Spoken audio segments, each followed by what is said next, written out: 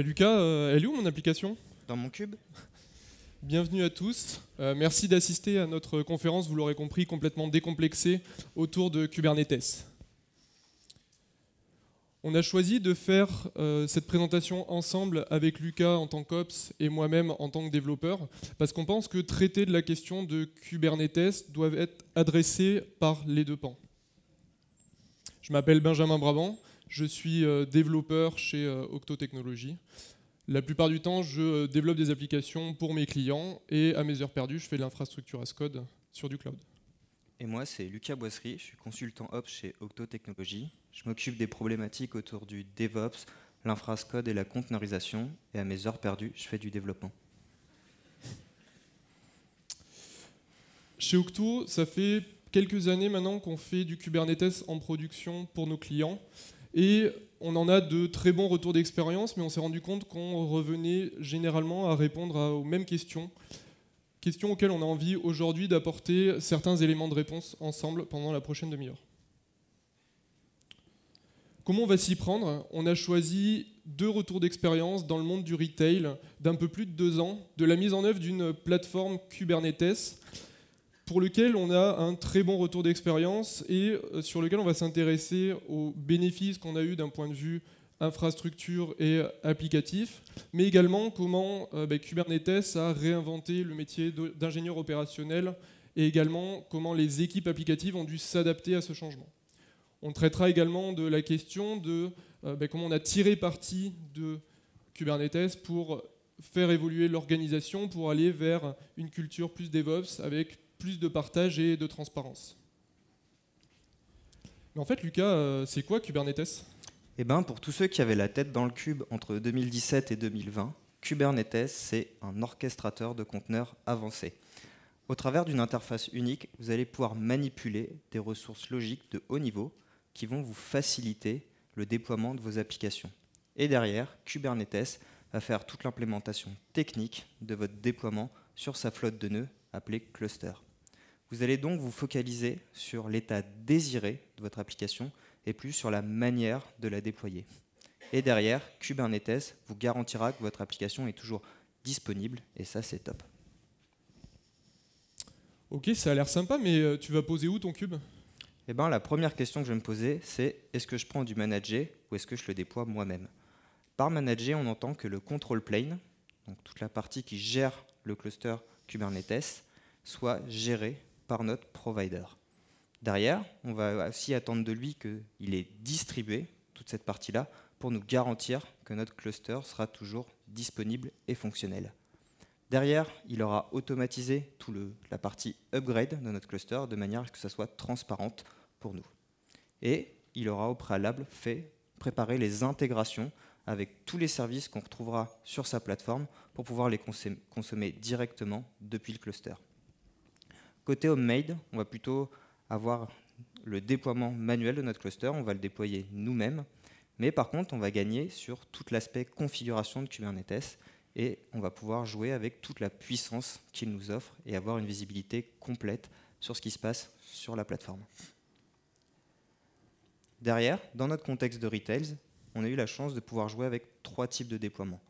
Le manager, qu'on vient de vous expliquer, le on-premise, où on gère tout de A à Z, y compris les machines, et un mode hybride. Pourquoi on a un mode hybride? Lorsqu'on a commencé notre mission il y a 2 ans, les offres managées n'étaient pas du tout assez matures sur le sujet, ou soit même n'existaient pas pour certains providers.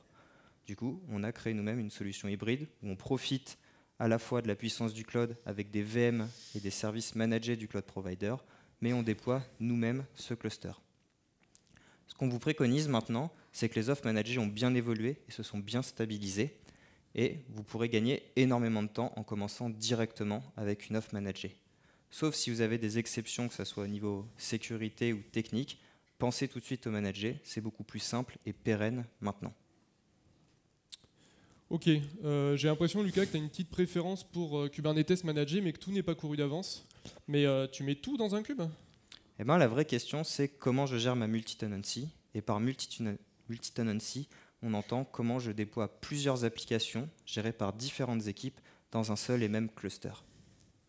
Et donc, dans Kubernetes, il y a des ressources natives qui vont nous permettre de gérer notre multi-tenancy. on va d'abord pouvoir regrouper nos différentes applications et nos différents environnements au sein d'une notion qui s'appelle les namespaces dans Kubernetes. C'est un regroupement tout à fait logique de nos ressources. Il n'y a aucune isolation pour le moment. Et au travers de d'autres objets, tels que les quotas ou autres, on va pouvoir gérer et isoler nos environnements. Par exemple, limiter la consommation de ressources, gérer nos règles firewall, pouvoir gérer les droits de nos utilisateurs et derrière sécuriser notre workload sur cette plateforme. Ce qu'on vous préconise, c'est d'avoir aussi plusieurs clusters pour isoler physiquement vos environnements. Vous aurez des clusters de dev pour toute votre partie CI, pour toute la partie test recette de vos applications, et des clusters de production pour gérer votre workload. Ça va vous rassurer déjà d'isoler physiquement ces workloads, mais ça va également rassurer votre RSSI de savoir qu'il y a une séparation physique entre ces deux environnements. Derrière ces 3 clusters, vous en aurez également d'autres dédiés. Parce que par exemple, vos clusters de dev, c'est des clusters de production pour vous. Vous ne pouvez pas empêcher vos équipes applicatives de travailler. Du coup, toute votre partie de test, de CI pour votre plateforme, vous le ferez sur des clusters dédiés. Et là-dessus, vous pourrez essayer les nouvelles fonctionnalités proposées par Kubernetes ou pouvoir tester de nouveaux outils qui impactent le cycle de vie de votre cluster. Vous aurez également des clusters dédiés en production, soit pour des applications qui consomment énormément de ressources et qui impacteraient les autres applications mutualisées sur ce cluster, ou des applications qui prennent un peu trop leurs aises dans le cluster et commencent à jouer avec toute l'API de Kubernetes et à casser ce modèle de multi-tenancy. Il nous manque finalement une notion dans Kubernetes, qui est cette notion de projet, qui serait le regroupement de tous nos environnements, où on y retrouverait également nos logs et notre monitoring, et ça n'existe pas dans Kubernetes nativement. Certains éditeurs ont contribué, ont créé cette notion-là. On va penser notamment à OpenShift et Rancher, qui l'ont implémenté, mais ils l'ont implémenté au travers d'une surcouche qui va nous limiter toute la puissance de Kubernetes. Et du coup, Benjamin, comment je rentre dans mon cube en SSH ? Eh bien non, bien sûr. Kubernetes, comme on l'a vu auparavant, apporte un certain nombre d'abstractions au travers des mécanismes que l'on appelle des ressources. Utiliser ou administrer le cluster va revenir à manipuler ces ressources au travers d'une API ou d'un client. Finalement, pour l'utilisateur ou l'administrateur, selon qu'on ait choisi un mode de déploiement qui soit managé ou on-premise, on va bien évidemment avoir la capacité ou non d'accéder aux machines en SSH pour des besoins internes au cluster. Et donc on va voir comment Kubernetes réinvente le métier d'ingénieur opérationnel. En effet, il va simplifier la vie d'un point de vue administrateur, puisque derrière ces abstractions, on va avoir du filtrage de réseau, de la gestion de capacité ou encore de la gestion d'accès qui en est facilitée. Également, les habitudes qu'on avait pour déployer des applications, consulter des logs ou encore diagnostiquer des problèmes, ces habitudes vont être chamboulées. Si on s'intéresse d'un peu plus près à modéliser et exposer nos applications, on va se rendre compte que d'un point de vue technique, les concepts sont grossièrement les mêmes. On va retrouver les mêmes briques techniques, mais qui seront cachées derrière des abstractions. La première va être le deployment, qui va me permettre de gérer le cycle de vie de l'application, qui va être composé d'un ensemble de pods qui, peu ou prou, correspond à des conteneurs composant mon application. Le deployment va notamment gratuitement m'apporter des mécanismes, notamment pour gérer du rolling update ou encore pour gérer la réplication de mes pods. Également, on va avoir la notion de service qui va me permettre de définir ou publier les points d'entrée de mon application. Ce service va me permettre de load balancer sur mes pods, qu'ils soient de 1 à n. Et enfin, je vais pouvoir choisir d'exposer mon application publiquement. Et donc, je vais non plus, comme je le faisais auparavant, peut-être configurer et installer un reverse proxy moi-même, mais je vais avoir une fois de plus une abstraction à travers la ressource d'ingress qui me permet de définir des règles de routing, des règles d'offloading SSL et de mutualiser le reverse proxy au sein du cluster. Maintenant, si on s'intéresse d'un point de vue administrateur à comment Kubernetes va me simplifier la vie sur un aspect maintenance et notamment sur la montée en version du cluster. En effet, monter de version à un cluster peut être une tâche complexe et Kubernetes vient avec des mécanismes qui m'accompagnent et me permettent d'avoir un mécanisme de déploiement sans interruption de service, et également en mode rolling update que l'on va détailler juste après. La première action que je vais réaliser, c'est une action de cordon qui consiste à isoler un nœud, ce qui signifie que le control plane, c'est-à-dire les masters ou le cerveau de Kubernetes, ne va plus choisir de déployer du workload sur ce nœud. Ça me permet de le drainer, c'est-à-dire de redistribuer les applications qui étaient dessus sur les autres nœuds du cluster.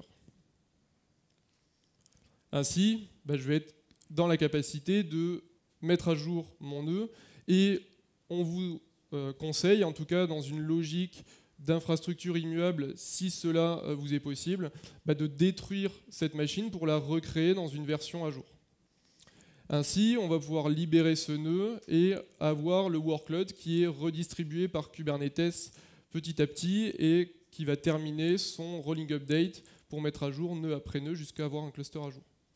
Ce qu'on se rend compte ici, c'est que Kubernetes, en effet, nous apporte un mécanisme d'assez haut niveau qui nous simplifie la vie, mais qu'également, il va avoir des mécanismes pour redistribuer les applications sur tous les nœuds du cluster, dont il va tirer parti pour la mise à jour du cluster, mais également dans le cas, par exemple, d'une panne d'un nœud, ou dans le cas où j'ajoute un nouveau nœud, ou encore si ma machine physique est saturée en ressources physiques. Bon, du coup, Lucas, j'ai l'impression quand même ça fait le café ce Kubernetes. Tu vas te débarrasser de tout le reste ? Eh ben, c'est vrai que ça me simplifie tout mon mécanisme de déploiement d'application et même de gestion de mon application. Mais si ça couvre quand même les 3/4 de mes besoins, ça ne couvre pas encore tous les problèmes. Je vais devoir garder mon attention sur 3 points en particulier. Et on va voir que pour répondre à ces 3 points, Kubernetes propose un système d'interface qui va permettre d'étendre toutes ces fonctionnalités et pouvoir les traiter sans grande difficulté. Le premier point auquel on pense, c'est la gestion des secrets. Les secrets dans le monde Kubernetes, c'est les éléments sensibles de configuration de mon application. Et ça, c'est déjà très bien que Kubernetes introduise cette notion-là. Malheureusement, derrière, son mécanisme pour gérer les secrets est assez léger. Et si vous en montrez son fonctionnement à RSSI, il vous dira que ce n'est pas assez sécurisé. Mais au travers de différents outils disponibles sur le marché, vous pourrez facilement le remplacer et l'intégrer avec n'importe quel autre composant, type du Vault HashiCorp. Pour toute votre gestion de log, monitoring et toute votre chaîne de supervision, vous allez trouver également des produits disponibles sur le marché pour récupérer, agréger toutes ces informations-là et les centraliser dans un puits de log ou dans votre outil de monitoring. On pensera notamment à l'Elasticsearch ou du Prometheus, qui sont des outils qui ont émergé avec le monde Kubernetes. Derrière, on revient toujours à la même problématique lorsqu'on fait de l'infra, c'est comment je gère ma data. Et donc, dans le moule Kubernetes, on va se rendre compte qu'au début, Kubernetes n'était pas conçu pour gérer des applications avec des données. Les premières versions de Kubernetes ne gèrent que les applications stateless. On voit que la tendance a bien évolué depuis. Google a communiqué récemment que 40% du workload sur GKE, sa plateforme managée, était stateful. Donc, on va pouvoir maintenant gérer des applications à état dans notre cluster. Lorsqu'on commence à mettre de la data dans le cluster, on va avoir des nouvelles problématiques qui vont rentrer, et notamment le fait que nos clusters ne sont plus jetables. Il va falloir gérer tout leur cycle de vie pour ne pas perdre cette data.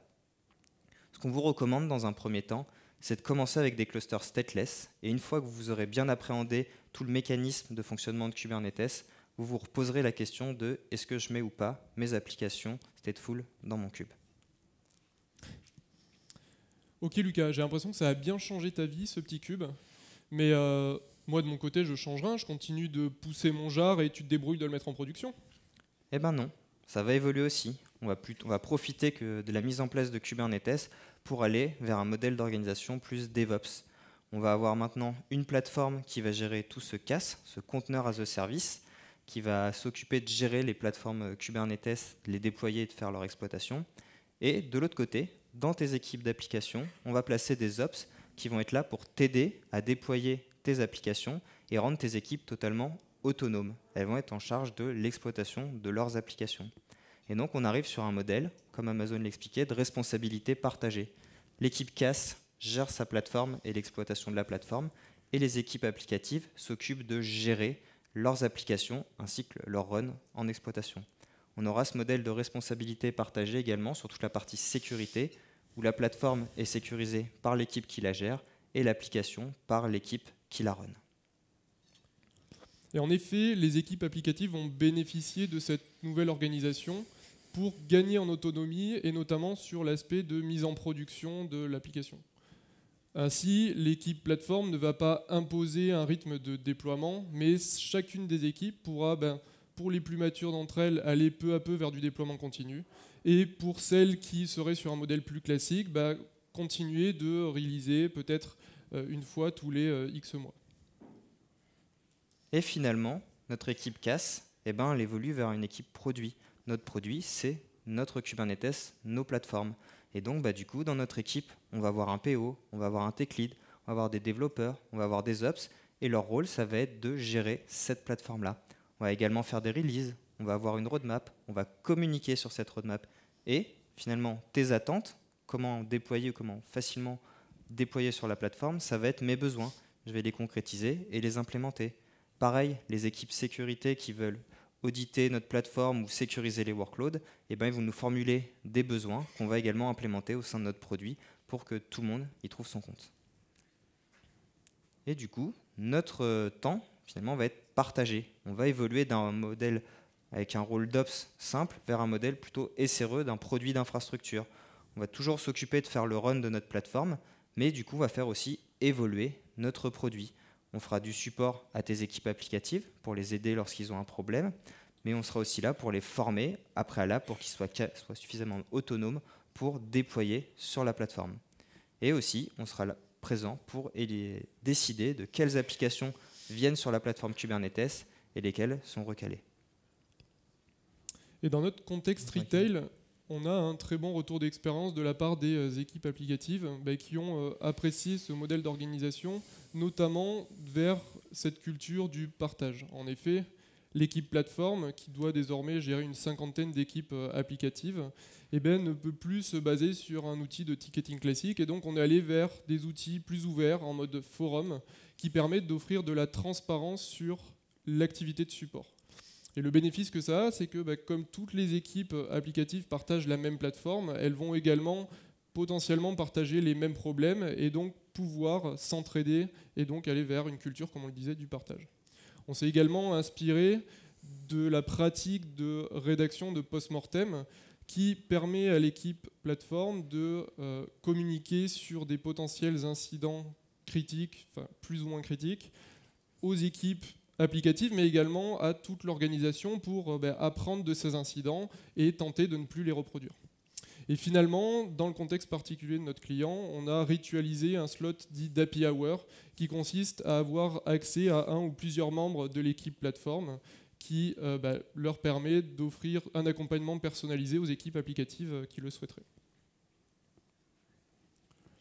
Ok Lucas, bon maintenant c'est réorganisé, mais je peux la mettre mon appli dans ton cube? Tu y es presque. Je te l'ai dit tout à l'heure, j'avais un rôle d'arbitre. Et donc, je vais aussi voir quelles applications sont éligibles pour entrer dans le moule Kubernetes. Dans un premier temps, je vais regarder si les applications plutôt récentes, standards ou qui viennent même du monde Kubernetes, elles vont rentrer sans problème dans le cluster. A contrario, si tu commences à arriver à me dire « Tiens, j'ai un vieux monolithe, j'aimerais aussi le mettre dans le Kubernetes », je vais te dire « C'est une mauvaise idée, ça ne sert à rien de le mettre dedans. Déjà, ça ne t'apportera rien de le mettre dans du Kubernetes, mais en plus, ça va être une douleur pour nous. » D'un côté, pour moi, pour la plateforme, pour gérer tout son cycle de mise à jour de manière transparente, il me faut des applications assez simples qui savent redémarrer dans tous les cas. De ton côté, ça va être à toi de gérer cette application dans le cluster, donc ça va être une douleur pour toi aussi. Et pour toutes tes autres applications, qui sont en cours de développement, généralement qui sont déjà prêtes pour être cloud native, on va peut-être voir qu'il y a quelques petites adaptations à faire pour qu'elles rentrent bien dans le moule Kubernetes. Par exemple, je vais te dire, enlève ce NFS, mets de l'object storage, ça sera beaucoup plus simple déjà pour faire scaler ton application dans Kubernetes. Et donc tous ces petits travaux, on a un collègue qui a un peu travaillé sur le sujet et je vais te laisser le présenter. Donc, je vais vous parler des 12 travaux d'Aircube. Vous n'êtes certainement pas sans connaître les 12 Factor Apps, donc un ensemble de bonnes pratiques popularisées par Heroku il y a bientôt une dizaine d'années.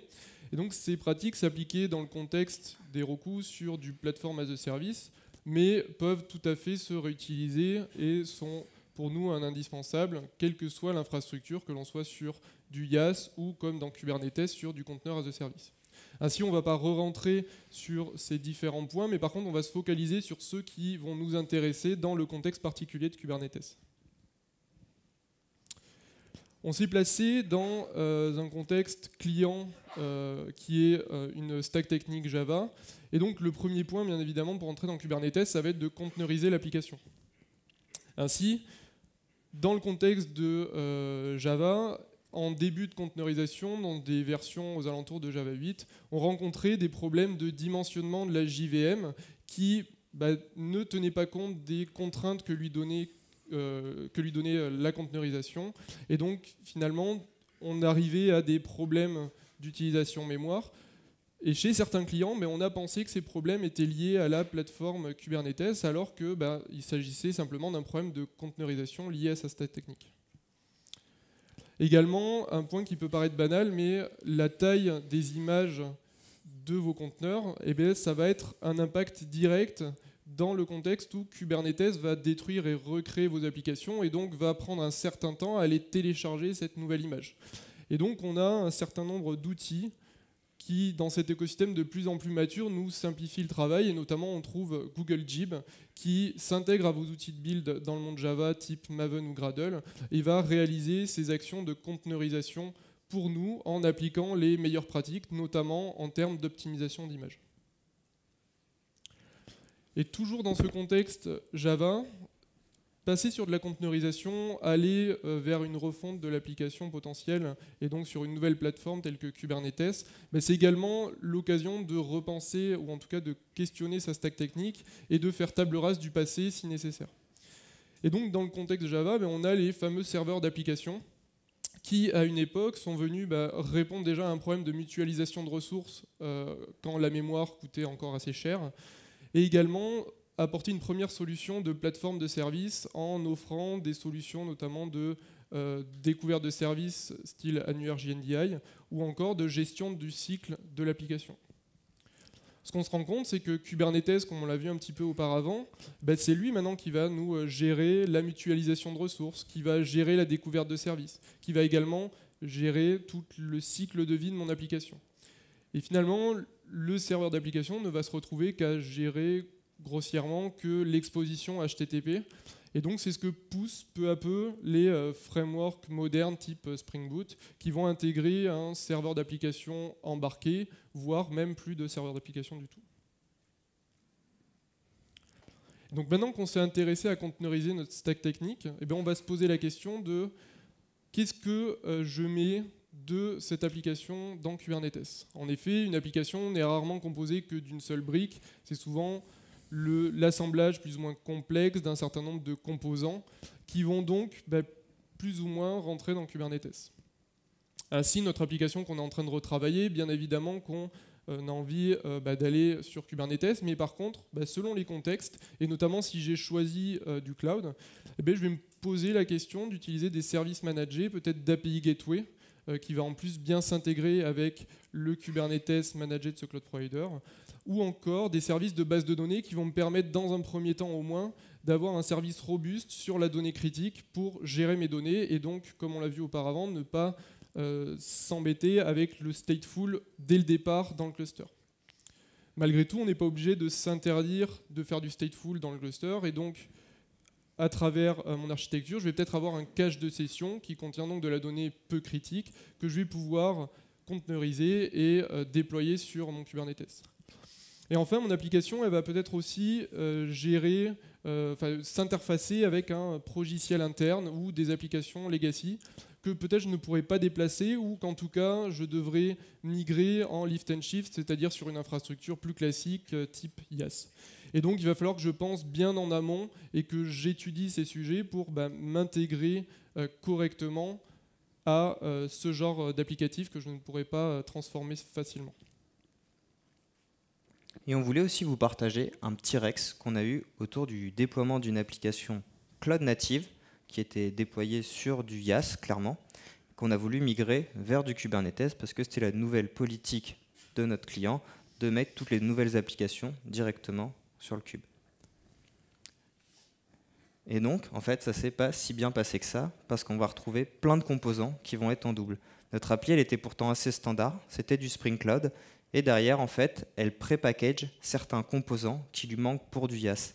Et lorsqu'on arrive dans le modèle Kubernetes, ces composants sont déjà présents et ils commencent à rentrer en conflit. Donc la première question qu'on va se poser, c'est lesquels je garde. On est plus sur du Kubernetes, on va profiter de sa puissance, du coup on va garder ses composants à lui. Et lorsque vous avez une appli qui est déjà quasiment implémentée, lui enlever ses composants-ci, c'est assez compliqué et ça, souvent, il se produit souvent des douleurs pour les retirer correctement. Mais on finit toujours par y arriver. Et si on veut carrément tous les enlever de l'application, on va venir ajouter quelques outils supplémentaires dans Kubernetes.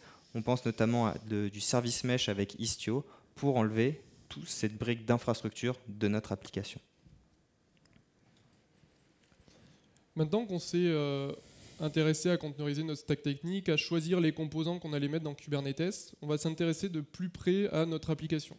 Notre application, bien évidemment, elle va répondre à une problématique métier, à un besoin, mais souvent, elle ne fait pas que ça. Elle va aussi, par exemple, gérer des sessions au niveau d'un serveur d'application. Elle va également peut-être gérer des logs dans un dossier et en gérer la rotation.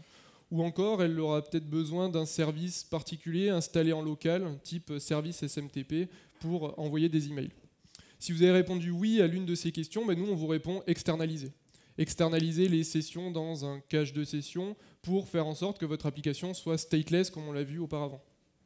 Externaliser également les configurations et notamment les configurations qui sont attenantes à l'environnement en tirant parti des ressources qu'offre Kubernetes type config-map ou secrète à ce sujet. Et finalement, tirer parti également de ce qu'apporte Docker et Kubernetes sur la gestion des logs où notre application n'a plus besoin que d'écrire les logs sur la sortie standard et Kubernetes s'occupe de les collecter, d'en faire la rotation. Et comme on l'a vu auparavant, on peut également choisir d'y rajouter un puits de log pour les centraliser. Et donc maintenant que notre application, a priori, elle est prête à partir en production, en tout cas j'ai bien avancé sur ce sujet, mais comme on l'a vu auparavant, Kubernetes va passer un certain temps pour ses besoins à la détruire et à la recréer. Et donc, je vais avoir pour responsabilité d'exposer correctement des indicateurs sur la santé de mon application. Et c'est ce qu'on appelle dans Kubernetes les probes.